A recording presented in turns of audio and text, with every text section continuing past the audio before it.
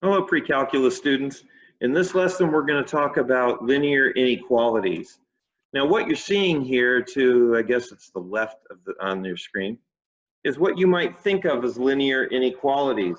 Y is greater than 2x plus 5, but less than or equal to negative x plus 10. So in the olden days, you'd have graphed 2x plus 5. You'd have shaded, of course, dashed it because it's greater than, not greater than or equal to. And you'd have shaded above it. That's all these brown lines here. Then you'd have graphed negative x, y is equal to negative x plus 10. Since it's less than or equal to, we can do a solid line, and then we shade below it. That's these blue lines out here. And where are both of them true? Here in the heavy purple. Nod your heads yes if you remember that as a linear inequality. Okay, good. Today we're going to do nonlinear inequalities. They're not lines anymore, folks. They're going to be either polynomials or rational functions. And recall that rational functions is one non-zero polynomial divided by another. So let's do a couple of examples.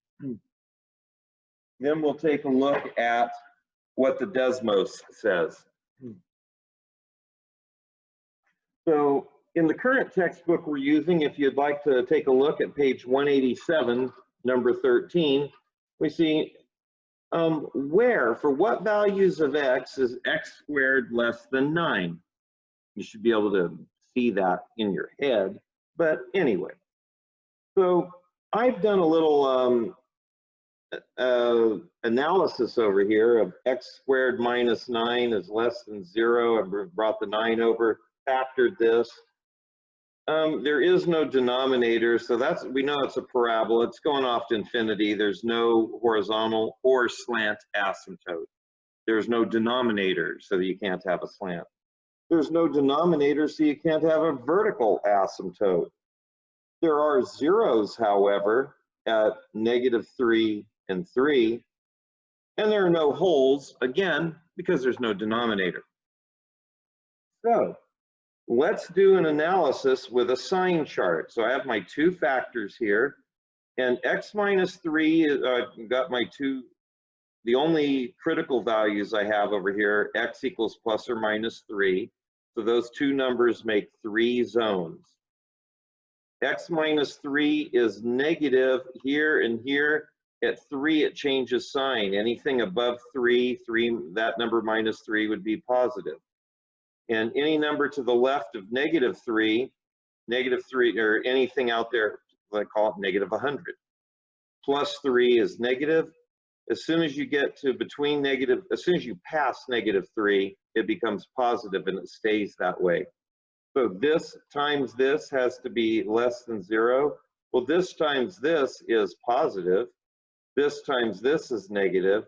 This times this is positive. And because x squared minus 9 doesn't equal, or x squared, drawing a brain cramp. If you put 3 or -3 in, you don't get a number less than 9. That's how I want to say it. So it's an open interval here. So what values is x squared less than 9? Anything from -3 to 3 on that open interval. Let's see what that looks like when we graph. Just have to shut this down for a moment and go to the Desmos. And I can share the screen with you again. Now you'll notice here that this is the graph of y equals x squared. And I want to know, where is that less than 9? So I'm going to go, here's y is less than 9.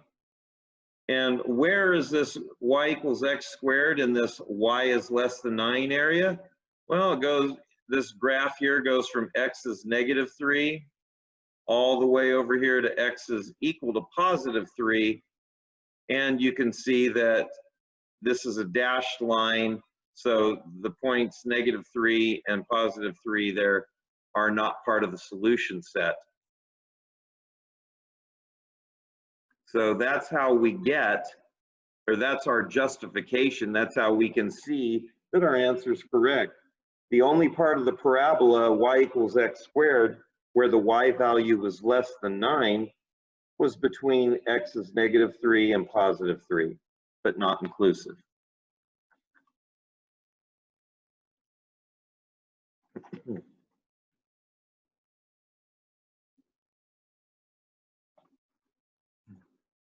Whoops. Page 187, number 14. X squared is less than or equal to 16. Bring the 16 over, factor. You can tell you've only got zeros. There's no horizontal asymptote, there's no denominator, so you don't have a vertical asymptote, you don't have a slant asymptote, and you can't have a hole. So the only thing we've got here is zeros. So I've graphed the -4 and the 4, and I have to worry about these three regions. X -4 is negative until you get to 4, and then after 4 it becomes positive. X +4 is negative until you get to -4. After that, it's positive. Negative times negative is positive. These make negative, these make positive. We want it to be less than or equal to 0, so we want it to be negative. But it's less than or equal to, so the 4 and the -4 are included. So we've used the brackets here to demonstrate that this is a closed interval. It contains the endpoints. So here's our graph of our solution set to x squared is less than or equal to 16.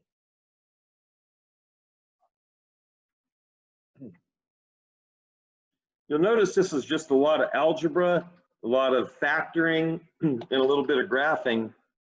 That's what we got to do to succeed in calculus, and this is a pre-calculus course. So page 187 of our current textbook, number 15, gives us this problem. FOIL this out, subtract 25 from both sides, factor again. And again, because there's no denominator, you know there's no vertical asymptote, slant asymptote, or hole, and or horizontal asymptote, because you need a denominator for all of those. So the only thing you have are zeros. Do our two linear factors, do a sign chart. Negative times negative is positive. Here it's negative, here it's positive. We want it to be less than or equal to 0, so it's negative. So in here, in this interval, because it can equal to 0, we'll use the closed interval from -7 to 3. Here's the graph of our solution. If you were to graph this on Desmos, y equals x plus 2 quantity squared, and y is less than or equal to 25, you should see that your graph in the shaded area only goes from -7 to 3, just like I did on the graph with Desmos a few minutes ago. But wait, there's more. We've done problems 13, 14, 15. Do you want to guess what's next? If you guess 16, you win the prize. What's the prize, you ask? As if getting smart isn't prize enough. All right, x minus 3 quantity squared is greater than 1. FOIL this out, bring the 1 to the other side. When we like dealing with 0 because then all we have to tell is something positive or negative. So we factor it, there's no denominators, so the only things you might have are zeros, and we do here. In fact, I'll even put a Z there for zeros. So we have to go from 2 to 4. Here's our three intervals. It's positive out here, it's positive out here, and it's equal to 0 at both 2 and 4. So we want it to be greater than or equal to 0. We want it to be positive. So we're going to use these closed interval signs. So from -infinity up to 2 and including 2. So whenever we deal with infinity, we use open interval notation. So we go from negative infinity up to 2.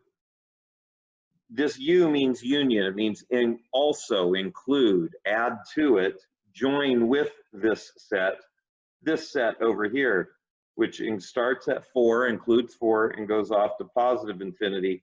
And this should be a rounded open interval notation as well.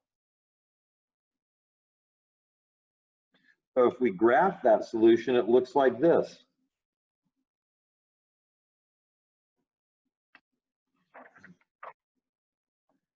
Quick, take a rest break while I switch to my next set of slides.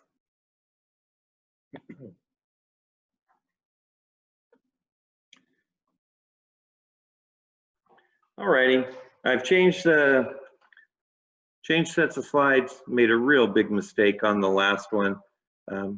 Wasn't sharing my screen. So we'll start all over, and hopefully I can edit these two videos together. So page 184, checkpoint problem. We're now going to do rational inequalities. Previously, the last several minutes, we were doing polynomials. Now we're going to look at rational equations. So you have, if you have the rational function y equals x minus 2 over x minus 3, where is that function greater than or equal to negative 3? Well, we could graph it and find out, and we will. But let's do some algebra. We're going to bring the 3 to the other side. When we add two fractions together, we have to get a common denominator. So I multiply top and bottom by this denominator here.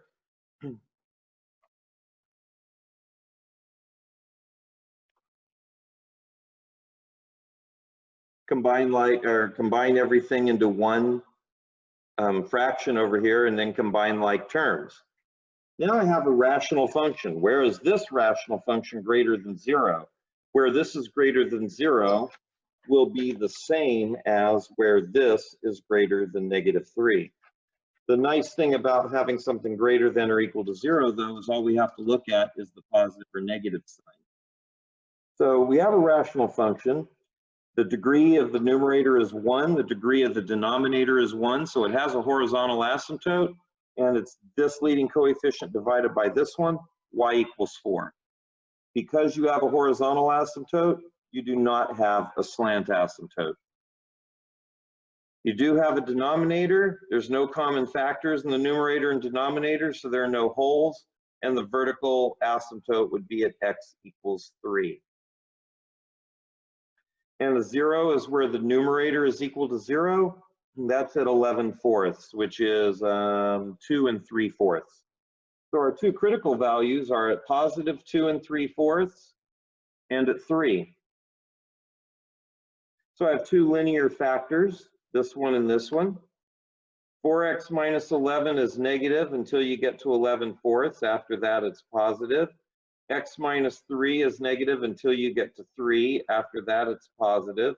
There's a vertical asymptote at 3 and a 0 at 4. I'm sorry, at 11/4.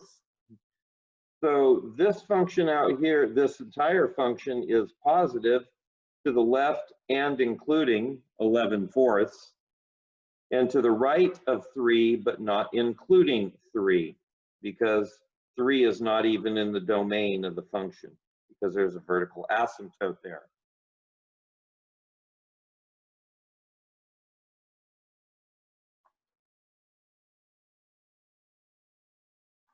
So I'm going to use the closed interval notation over here, and the open interval notation over here. So this set of numbers, union or joined with this set of numbers, is our solution. And if we were to graph it on a number line, it would look like this. What does that mean for our original equation? Well, let's go to the Desmos and see what that original equation looks like.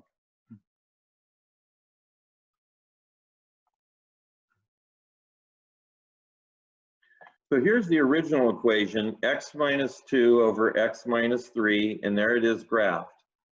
And we wanted to know where was that greater than or equal to -3. So here's y is greater than or equal to -3. So you can see that, oh, and here's our vertical asymptote, x equals 3. So you can see that it's equal to -3 everywhere out here. Boom, just to the left of -3. Well, what is that point? That's our 11/4 right there. And then it picks up at +3 again, or just immediately to the right of +3. That's why it's the open interval, off to infinity.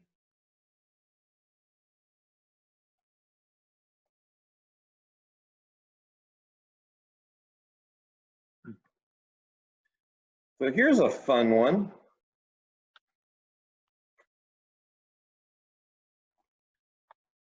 Shut those down. We'll come back to the Desmos in a minute. Let's find the domain of a radical function, not a rational function, a radical function. Y equals the square root of this polynomial. Well, we know that what's in red here has to be greater than or equal to 0. Otherwise, we get imaginary numbers. So if I factor what's under the denominator, or what's under the radical sign, I get this. I have 2 linear factors. I can do a sign chart, and I can see that to the left of 2, 2 and 5 are both zeros. So to the left of 2 and including 2, this number under the radical is going to be positive. So the radical will give us a real number. And then including 5 and to the right, we'll have a positive number under the radical, which means the or 0 at 5, and means the radical will give us a real number. So here are the two notations that will tell us that. So where is this function defined? Where is this number under the radical greater than or equal to 0? And I assert that it's in these two places. Less than or equal to 2 and greater than or equal to 5. Let's take a look at the actual graph in the Desmos.